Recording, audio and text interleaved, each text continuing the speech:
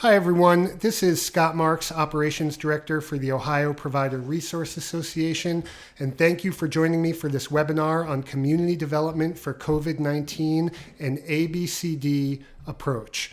And again, the purpose of this webinar is for local teams who are working together to try to solve the many problems and address the needs caused by COVID-19, specifically when it comes to disability services, people with disabilities, and disability service providers. So again, I work for OPRA. We are a statewide trade association representing disability service providers throughout the state. And this webinar is really intended for anybody working collaboratively on the local level to help people with disabilities make it through this COVID-19 crisis. So again, we know that there have been many models and discussions for local team collaboration, and we hope that this webinar will give folks who are working in communities trying to shore up resources, trying to help keep people healthy and safe, and trying to connect to other community members for a variety of needs to be solved. We hope that this webinar gives you some ideas, some frameworks, some jumping off points for how you can do that locally. So again, this is really intended for teams of folks working collaboratively on the local level to try to address the many issues caused by COVID-19. And the reason that, I'm talking about this ABCD approach is that that's what ABCD is all about. The main framework of ABCD says that communities, neighborhoods, localities have the resources and strengths that they need in order to solve their own problems locally. That in order to solve issues, in order to make change, in order to improve things, communities have to look within the talents, strengths, gifts that the people that they have, the associations that they have, the community institutions that they have can offer. So again, that's the ABCD, asset-based community development approach. And why we're here talking to you today is to give some ideas for local teams to use this framework to develop resources and come up with solutions to the many issues caused by COVID-19. Again, we know the stakes are very high. We know things are moving very fast, and we know there is a need for teams to be able to work quickly and collaboratively together, and that's what we're hoping to address in this webinar. A few things, right? First is that all communities have assets, strengths, and resources that can be harnessed to solve local issues. The next is that all people have inherent gifts, talents, and ways of connection that when shared can be potent and powerful. Next is that local groups of people, when committed to a cause or passion, can overcome almost any challenge. And lastly, that community strength grows from the personal connections that we have. So again, what we're going to talk about over the next few slides in this webinar is exactly this. How do we tap into the skills and gifts of individual people in the community? How do we join with other local groups and associations that can help our cause and that we can help theirs? And how can we constantly grow our connections? How do we get more people with us to help solve the many crises that we are working through now, right? It's all about connection, reconnection, and growing that base of connections for folks that you'll be able to invite in to help us support people with disabilities and support direct support professionals serving those people with disabilities through this crisis. So really, when thinking about this, there are so many challenges that we have in this time of COVID-19, but I wanted to kind of focus in on, I thought, 4 of them that I know are probably very top of mind to teams working through the COVID crisis now. So the first and really foremost is the immediate need for personal protective equipment to keep people we support and DSPs serving them safe and healthy.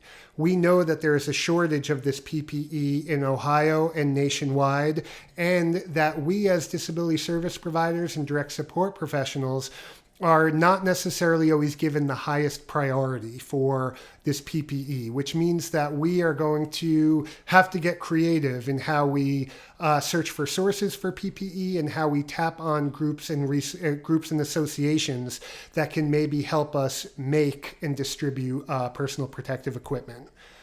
The next piece is really around the need for DSPs, right? How do we support the DSPs that are working in this field in a way that keeps them safe and healthy and engaged?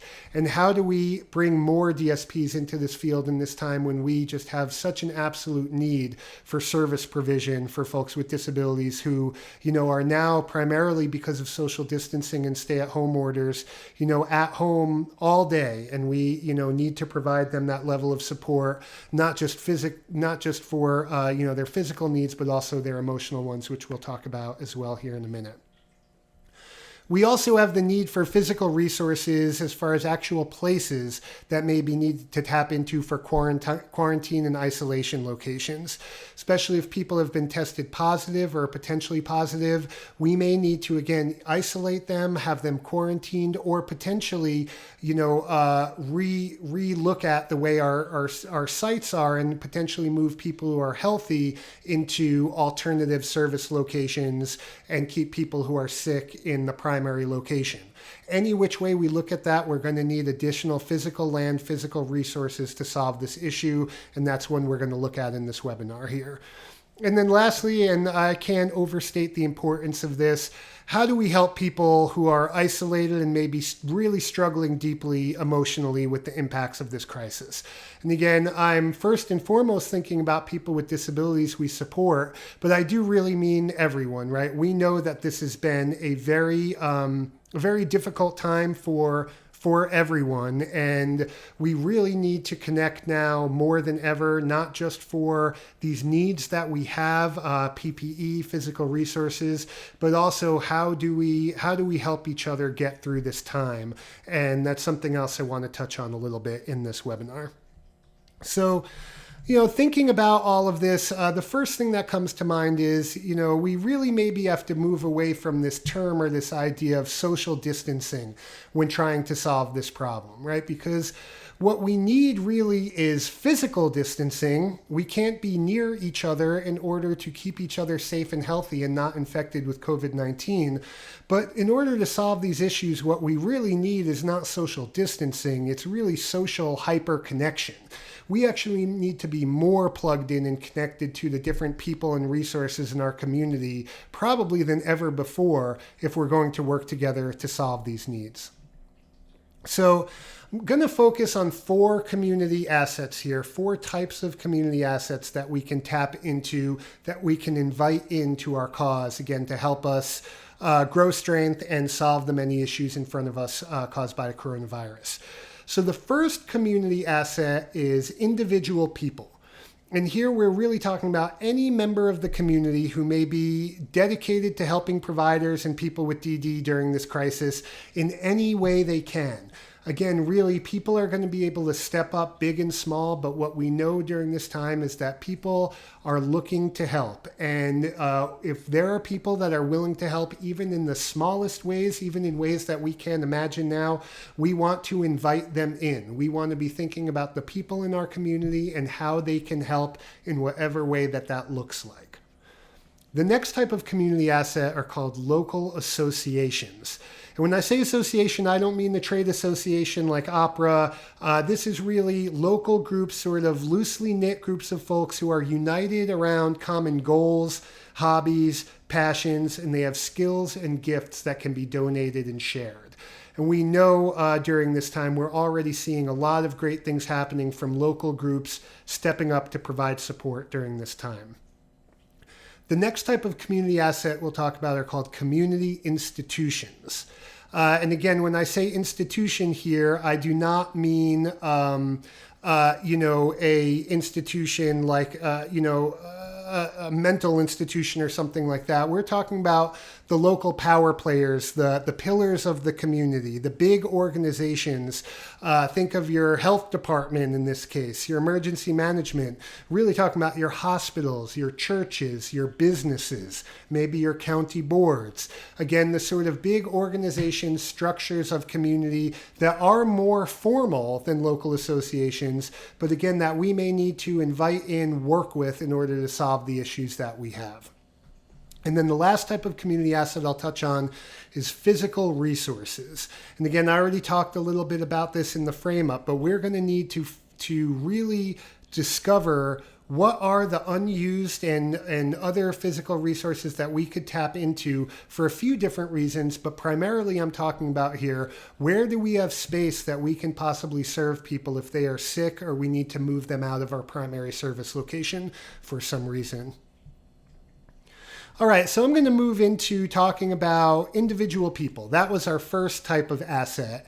And again, I really want to go pretty quick here. I don't want to overdo any of this, but I thought of 10 questions that I thought teams could consider when thinking about how you invite in individual people to help solve these issues of COVID-19. So first question is just, who are the caring people in the community? Are there philanthropists? Are there donors? Are there people that we know are sort of those people in the community who are known for giving back? Those people may have things named after them or have things named after people in their family, whatever it might mean. It's who are those people? Who are the people who volunteer? Who are the people that give back? We, as a team, should be able to sit down and think about who do we even know in our own personal circles, because that's what we're talking about here. Who do we actually know ourselves that are caring people that we could invite in? Then who are the leaders in the community? Who are the people that we know can get things done and that we may need to tap into again to call in a favor for us or to, again, help us with a particular project? Again, who are those leaders and how can we connect to them? And then take a step back. Who have we worked with or collaborated with before? Are there any people that have volunteered for us before? Are there any people that we've met along the way when providing community services? Who, as far as individual people, have we worked with or collaborated with before that may be able to help us? And then in that same mode, really getting into who has a specific skill, job, or connection that we can invite to help. Again, what we really know is we need sewers in this case. We need people that can sew masks and can sew gowns. We need people who have 3D printers that can maybe make faceplates or even more robust masks. Or we need people who are knitters who could make a hat or a comfort item for someone who's stuck at home and feeling lonely. Whatever it might be, who has those skills? Who do we know as a team that has skills that can be translated to a help for this situation? Then, we know that there are a whole lot of people out of work right now because of this crisis and want to engage. And these are people that we can call upon to work as direct support professionals, or just people that may be able to volunteer, or people who may be able to help us connect to people that have resources that can help us, whether it's PPE, whether it's physical resources, whatever it might be. Who has the most connections in the community, right? We want to think about who do we know that know a lot of people? Because if we're going to be asking for things like donations or PPE or to find space or for people to connect to the people we serve, we want the people that know the most people, right? We want to grow our connection base as large as we can. Right along those same lines, because again, your connections IRL or in real life, this day and age only goes so far. Who has the most social media followers? Who, if we need to put out a blast that says we need DSPs, if we need to put out a blast that says we need PPE, if we need to put out a blast that says we want to connect with people virtually to help make a meaningful connection with people we support that are at home and lonely right now, we want people who are going to be able to amplify that message for us. So again, who knows the most people? Who has the most social media followers? Next, who else may be isolated and lonely that people we support could connect to? I really don't want to think of this all as the people that we support needing all the charity, needing all the resource given to them. We know that there are tons of lonely, isolated people because of this crisis. And we also know that the people we support have great gifts that they can give back to. So even thinking from the flip side, are there seniors? Are there people stuck at home? Are there people who we know are alone? And that we can, have some of the folks we support give a FaceTime call to help brighten their day, whatever it might be. And then who has a skill or talent they want to share with people we support remotely. We've seen so much great things like this going on. People teaching music lessons, people doing read alouds, people teaching cooking lessons. And again, who do we know that has those skills that we may be able to invite in to help our cause?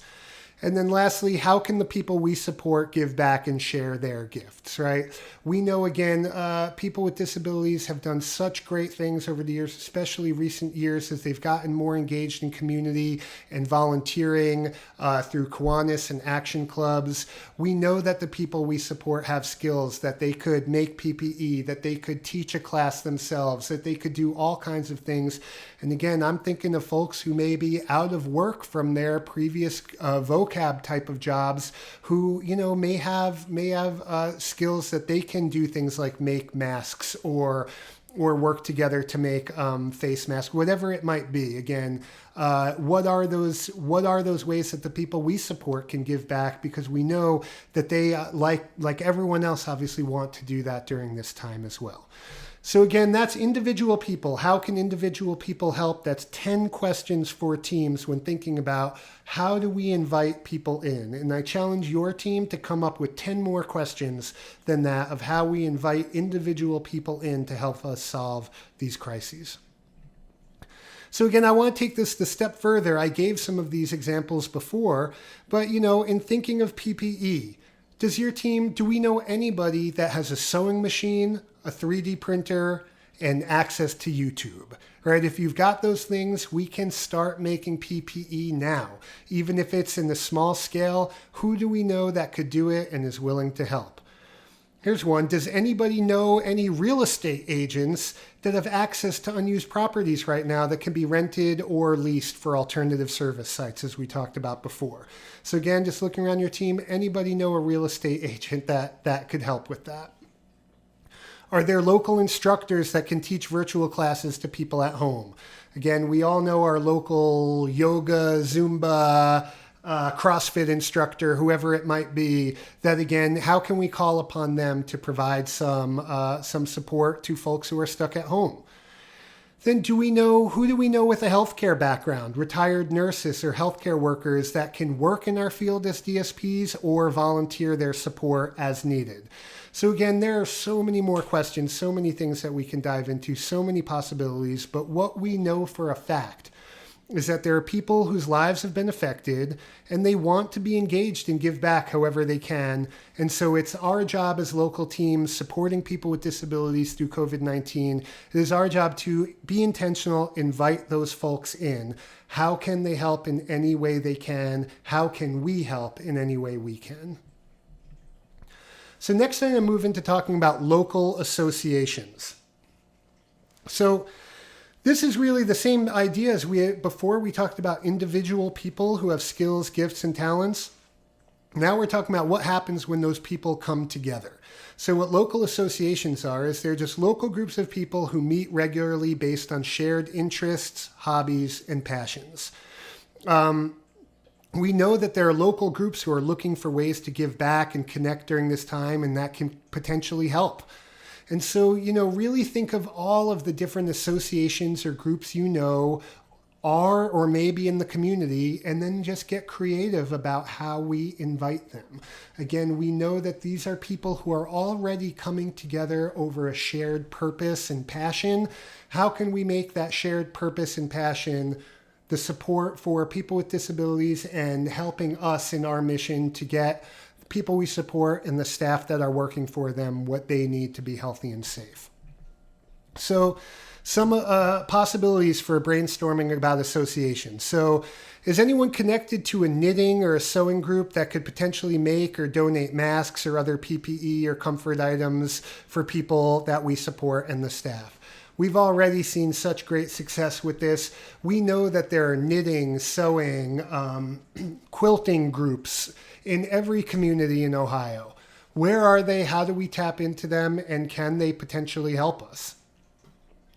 And then again, are there people that are currently out of work that maybe have skills like manufacturing skills that we could form a new association together to have, the the PPE Society of Central Ohio, whatever it is. I'm obviously just brainstorming here. But really, what we want to talk about are who could potentially form an association around the shared purpose and passion of helping people in need right now. Another couple ideas, right? Are there local book clubs that we could connect to for read alouds and book discussion via, Facebook Live, GoToMeeting, Zoom, whatever that might be?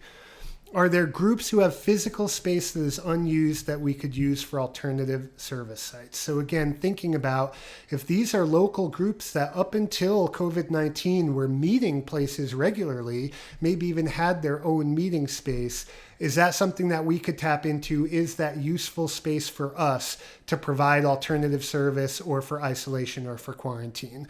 And again, there are so many more examples of ways to brainstorm. Just really want to kind of get you thinking about what the possibilities could be when thinking about these local associations, groups of people who already come together around a common cause, purpose, or passion, and how can we plug into that in ways that, again, people can be invited to help solve our local issues around PPE, around staff, around loneliness, whatever it might be.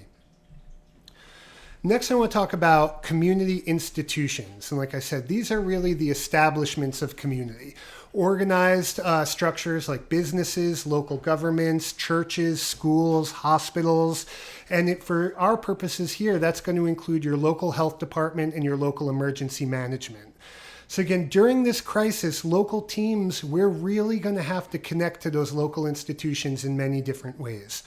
And one thing that I talk about with Joe Erpenbeck in the longer webinar discussion is, this is an interesting time where those establishments, those institutions in our lives have called upon individual people really more than ever to do things like social distancing, to do things like cut back on everything that they normally do in their lives. Right? There's a great impact and stress on everyday people. And in this time, we're going to have to also connect back with those institutions to provide the support we need to. One thing about ABCD is it's relational and it's reciprocal, right? We work with each other to solve the issues that need to get solved. So again, certain ways we're going to have to connect to local institutions, communication and collaboration with these local departments of health and emergency management will obviously be critically important, especially if or when infection occurs. We're going to have to really rely on these institutions for help and guidance on what do we do if someone is sick and how do we approach quarantine and isolation in a way that reduces potential infection and keeps as many people as safe and healthy as possible. We're also going to, maybe tap into our local businesses, obviously who have been massively impacted by the stay-at-home orders and are looking for different ways to sustain and serve the community. Right? And we'll talk about a few different ways that can be here in a minute.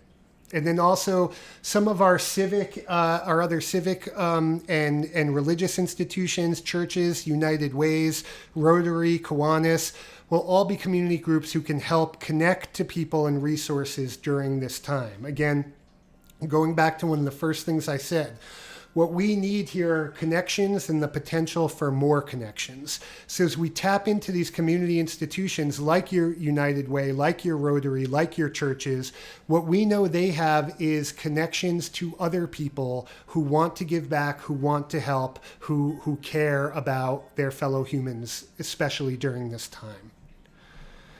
So here are some possibilities when talking about the institutions of community and how we can think about this. So where are the manufacturing, engineering, or production centers in any community that we could partner with to produce PPE? So think about businesses that aren't operating as they normally were. Think about community colleges, factories, anywhere things are made. Think about anywhere in your community where things are made, and we want to start inviting those people into how they can support us now. Think about restaurants and kitchens that have all gone under who had to massively reduce operations during this time. We have a food crisis for people we support and our direct support staff right now. How do we partner with those places who, again, are not obviously operating up to their full capacity, but we know have chefs that can cook and have kitchens where food can be made, right? Do we get into contracts with them? Do we ask them to volunteer? How do we do this? How do we do this in a way that helps them? And again, we can say we have had the support of this local restaurant to help people in need and build them up through our own connections if they're going to help us, right? Relational, reciprocal. We help them, they help us, and we all get through this together that way. Who do we need to connect to that can help make sure people with disabilities get the care and attention they need when sick or going to the hospital? And this obviously has been a major issue, and I'm not going to belabor this too much, but again, thinking about those institutions of power and the connections that we may have there. We want to make sure that people that we support are treated with the respect, the dignity, and the rights that they have if they are sick and going to the hospital like anybody else is, especially when we know in many cases their family and staff will not be able to be admitted to the hospital with them.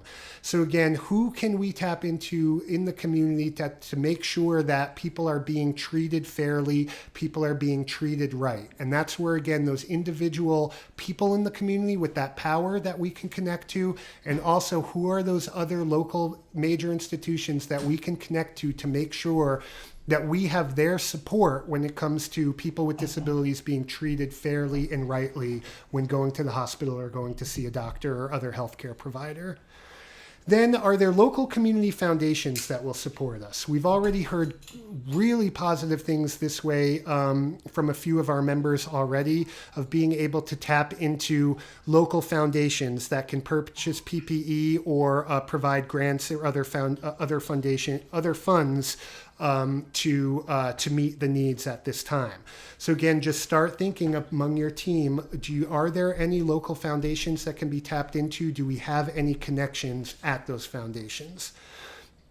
Next, again, going a similar line to what we said before. Are there businesses or places that are currently closed that we could partner with, get into some kind of contract or arrangement for alternative service or isolation sites? Again, we know that during this time, one thing that we need is that physical resource, those possible sites, those possible other places. We also know that there are a lot of businesses and other institutions that are not working in those places now.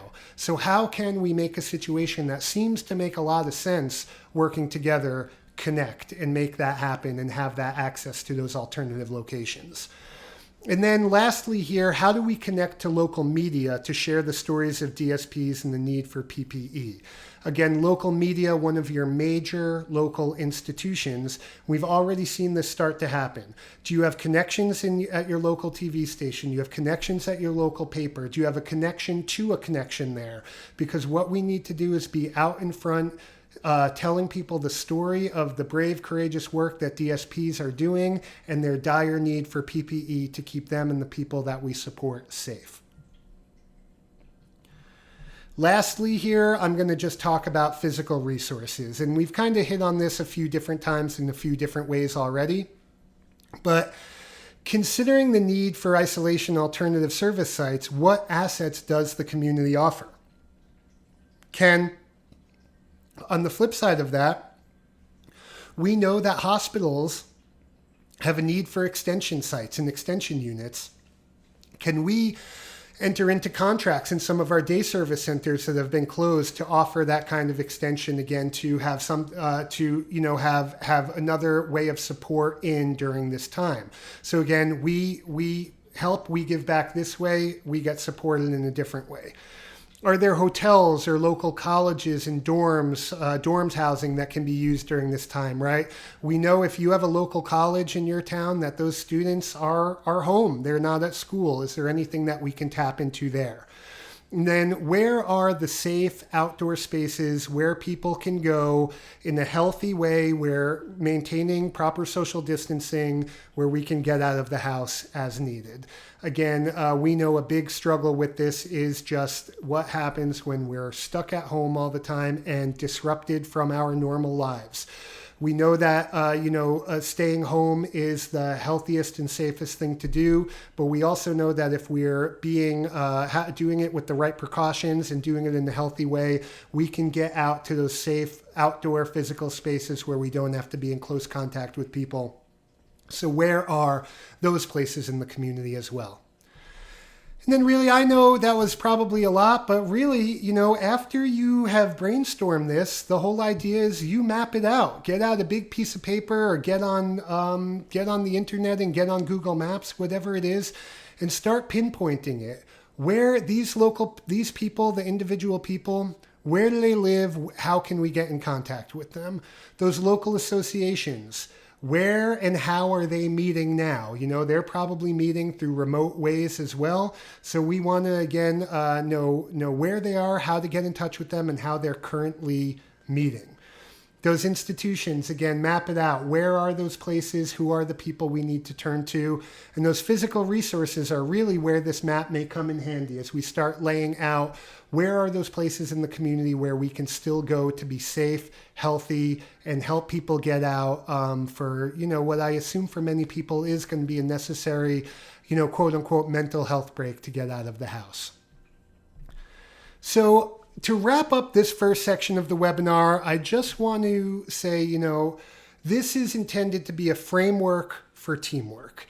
And every community and situation is going to be different and really can only be solved by local people working together to solve local problems locally. So I hope what we've been able to do here is give you some ideas to kind of springboard off. I hope a couple of the questions lead to more questions for you. But at the end of the day, what we're talking about here is connection. How do we make as many connections as we can with people that can support us with our many different sort of mini crises we're going through during this larger crisis at this time? So that's where the magic comes from. It's from those connections, from the skills people have, the skills of the people on that local team, and the skills of the people and associations in your community. So we really hope that these ideas give your team some starting points for brainstorming and collaboration. And please reach out to me if you want to talk more about any of the concepts here. Thank you, everyone. We'll talk to you soon.